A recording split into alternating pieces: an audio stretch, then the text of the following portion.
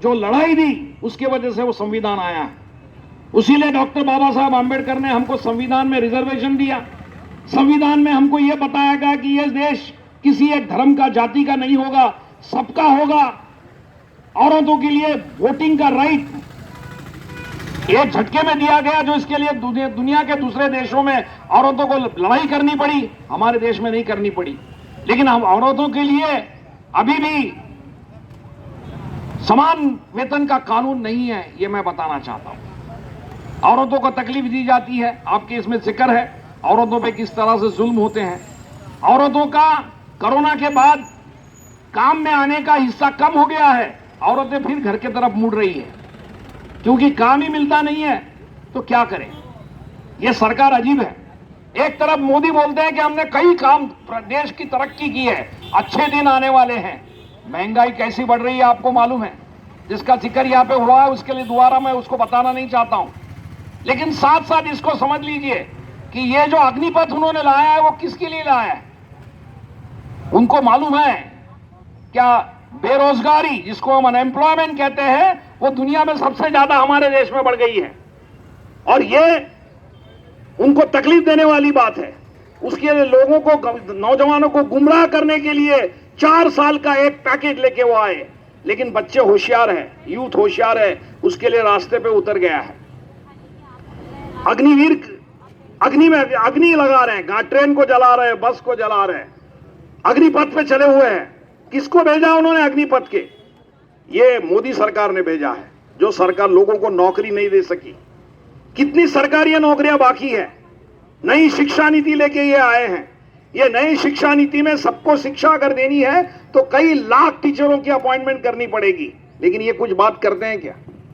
कोई जिक्र नहीं करते। अभी अभी मैंने सुना कि मोदी जी ने महाराष्ट्र में कहीं से जाहिर डिक्लेयर किया कि हम 10 लाख नौकरियां तैयार करेंगे।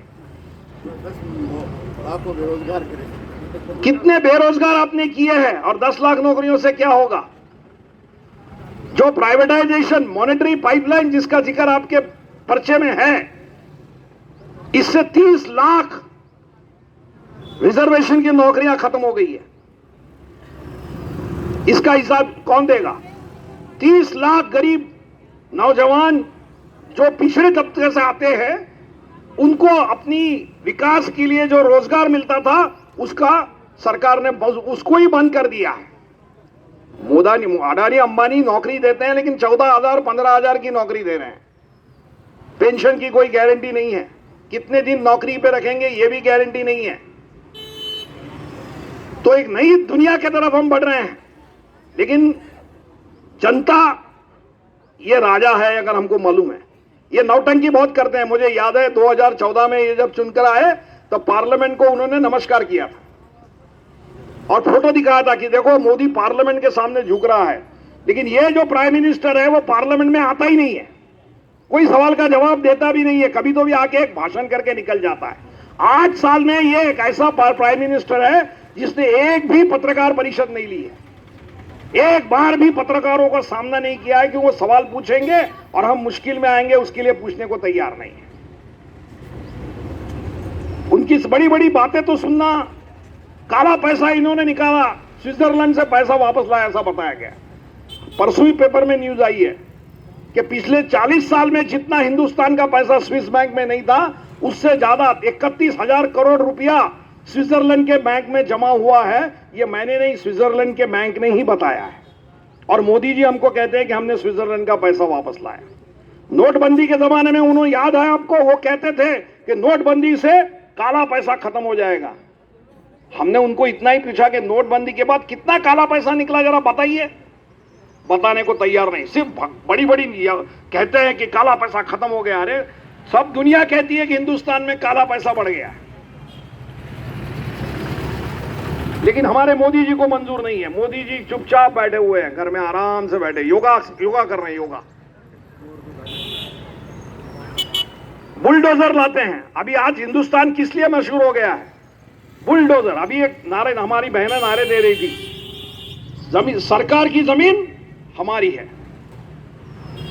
क्यों सरकार की? भाई देश की सभी जमीन हमारी है, मेहनत कशों की है। लेकिन ये बुलडोजर लेके जा रहे हैं और लोगों को बता रहे हैं कि हम क्या कर रहे हैं, इल्लीगल स्ट्रक्चर गिरा रहे हैं। इल्लीगल का मतलब क्या है? जिन लोगों को रहने को घर नहीं है, जिन्होंने अपने घर मजबूरी से सरकारी जमीन पे बिठाया है, उसको गिराने का काम कर रहे हैं। किसी रईस का घर गिराया आपने देखा है? हाथ न लगाने की, किसी रईस के घर को हाथ लगाने की हिम्मत नहीं है इनकी। ये रईसों की सरकार है, इसको पहले समझ लीजिए आप, फिर इनकी नीतियां समझ में आ जाएगी। इन्होंने सब नीतियां जो की है वो रईसों को और रईस बनाने के लिए और गरीबों का खून चूसने के लिए बनाई है, इसको आप समझ लीजिए। किसानों को तकलीफ दे रहे हैं। अभी हमारे एक नेताजी ने जिक्र किया कि अडानी अंबानी को गेहूं बेचने के लिए इन्होंने कोशिश की। ये 3 कानून बनाए थे, वो किसानों की जमीन छीनने के लिए बनाए। अब देखिए हमारे देश के किसानों के हाथ में अब बीज नहीं रहा, वो भी परदेश की कंपनियों से आता है। दवाइयां हमारे पास नहीं रही, वो भी कंपनी से आती हैं। हम जो माल तैयार करते हैं वो बेच के जब मार्केट में जाते हैं तो उसकी कीमत क्या होगी ये भी कंपनियां तय करती है। फिर हमारे हाथ में क्या है? सिर्फ हमारी जमीन और हमारी मजदूरी। वो भी वो छीनना चाहते हैं, जमीन छीन के आपको मजदूर बनाना चाहते हैं। और हमारे किसान इसके लिए तैयार नहीं है, वो समझते हैं, उसके लिए उन्होंने लड़ाई की है। सरकार ने किसके तरफ से खड़ा होना चाहिए? लड़ने वालों किसानों के तरफ से लड़ना चाहिए, खड़ा होना चाहिए, या अडानी अंबानी के साथ? लेकिन अडानी अंबानी के ये सेवक है, इनको सलाम करते हैं, झुकते हैं। उसीलिए आपने देखा होगा कि इलेक्ट्रोल बॉन्ड, मतलब पहले जमाने में कौन किसको कितना पैसा देता है ये मालूम हो सकता था। इसको छुपाने के लिए उन्होंने अब क्या कहा कि जिसको पैसा देना है वो पहले बैंक में जाके बॉन्ड खरीदे और बॉन्ड पार्टी को दे दे। बॉन्ड किसने दिए हैं ये बताएंगे नहीं।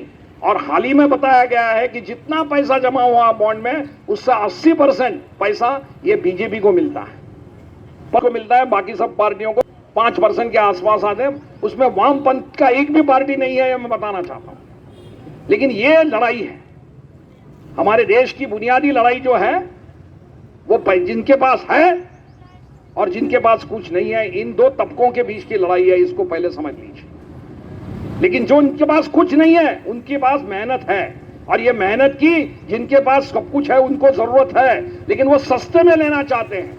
उसीलिए वो मिलिट्री में भी 4 साल का कानून बनाकर सस्ते में मिलिट्री सोल्जर तैयार करना चाहते हैं। मतलब आप पैसा कमाओ लेकिन जाके हमारे लिए मरो, ये समझ लो। आगे चल के वो पुलिस में भी इसी तरह की कोई स्कीम लेके आएंगे। सरकारी नौकर के लिए, अभी तो लेक्चर और टीचर के लिए तो मैं समझता हूं 1 घंटे के लिए पढ़ाने के 50 रुपये 200 रुपये देके स्कीम लेके आए हैं।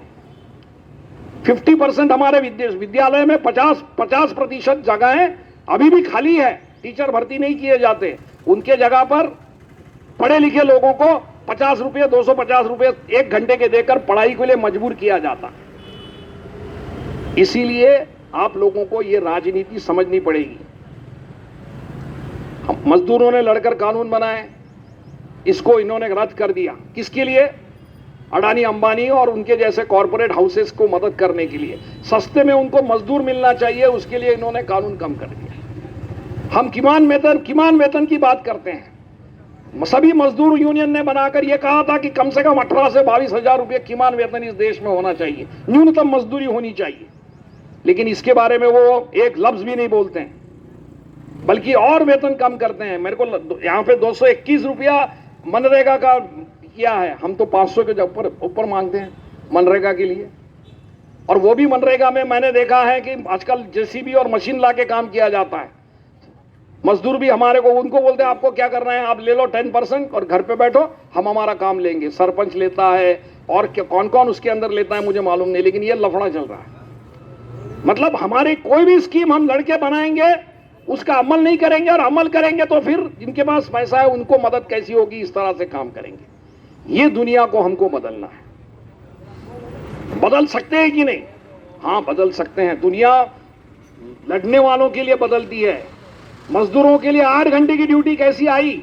50 साल मजदूरों ने लड़ाई की पूरे दुनिया में, जब 8 घंटे का कानून आया। पहले 8 घंटे का कानून नहीं था। 2006 में जंगल जमीन का कानून आया, पहले नहीं था। तो ये सब कानून, मनरेगा कानून नहीं था, वो 2006 में आया। किसानों की कर्जा माफी भी पहले 2006 में हुई यूपीए 1 में, लेकिन उसके बाद फिर किसानों पे कर्जा बढ़ गया। वो बढ़ने वाला ही है, क्योंकि किसानों की खेती के और अनाज, उसको एमएसपी नहीं, उसको कीमत नहीं मिलती है, उसीलिए तो किसान खुदकुशी करता है, उसीलिए तो किसान लड़ता है। उसीलिए तो स्वामीनाथन कमेटी ने कहा था कि किसान को ज्यादा भाव देना चाहिए। हमारे मोदी जी ने कह दिया कि हमने स्वामीनाथन कमेटी का इंप्लीमेंटेशन कर दिया है, पता नहीं है। अब उन्होंने डिक्लेयर किया था कि 2022 में किसानों का इनकम जो है डबल हो जाएगा, दुगना हो जाएगा। हुआ किसी का दुगना? यहां पर किसान भाई आए हुए, जरा हाथ ऊपर करोगे, किसान भाई है, हुआ क्या? दुगना हुआ क्या आपका इनकम? पूछो मोदी को, पूछो मोदी के जो यहां पर उसके जो चमचे हैं, एमएलए कहते हैं, उनको पूछो क्यों नहीं हुआ। माइक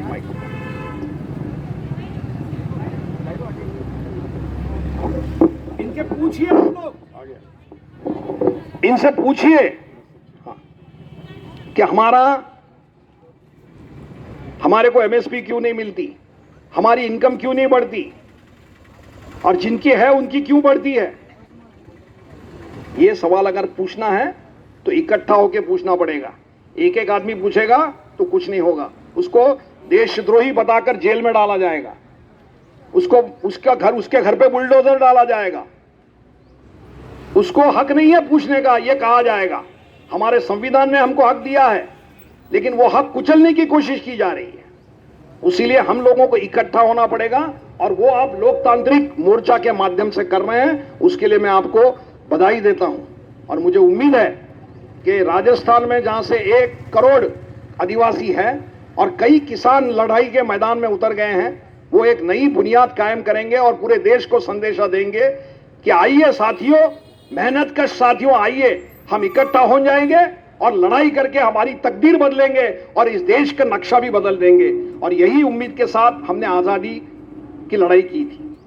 पंडित जवाहरलाल नेहरू ने जो भाषण किया था आजादी का 15 अगस्त के रात को, वो उसको पढ़िए, आप सुनिए, नौजवान भाइयों को बताऊं। वो आदिवासी के छात्रवृत्ति नहीं मिलती, उसके लिए यहां पर आए हुए हैं। यहां पर कहते हैं कि हम बच्चों को पढ़ाने के लिए इंग्लैंड भेजेंगे, यूक्रेन भेजेंगे, और जो आदिवासी हमारे पढ़ रहे हैं बच्चे, उनको जो स्कॉलरशिप मिलनी चाहिए वो नहीं देते हैं टाइम पे। ये इनका एक करतूत है इनकी, इसको समझ लीजिए। तो ये सरकार पैसे वालों की सरकार है, गरीबों के खिलाफ है। ये सरकार जब तक रहेगी, जब तक गरीब आगे नहीं बढ़ेंगे, उसके लिए गरीबों ने ठान लेना चाहिए कि अगले बार ये सरकार नहीं रहेगी, तभी हम आगे बढ़ सकते हैं। ये सोच कर आगे अगर आप यहां से जाएंगे तो मैं समझता हूं कामयाबी हमारे साथ रहेगी। और हमारा जो मकसद है मेहनतकश जनता का सवाल को हल करके इस देश को मजबूत बनाना, उसमें हम कामयाब होंगे। इसके साथ साथ ही मुझे यहाँ पर आमंत्रित करके हमारे साथियों ने कुछ शब्द आपके सामने कहने की जो मुझे एक अपॉर्चुनिटी दी, जिसको संधि बोलते हैं हम, वो दी, उसके लिए मैं उनका शुक्रिया अदा करता हूं। और आप सभी को लाल सलाम, जय भीम, लाल सलाम करके मेरे 2 अल्फाज खत्म करता हूं।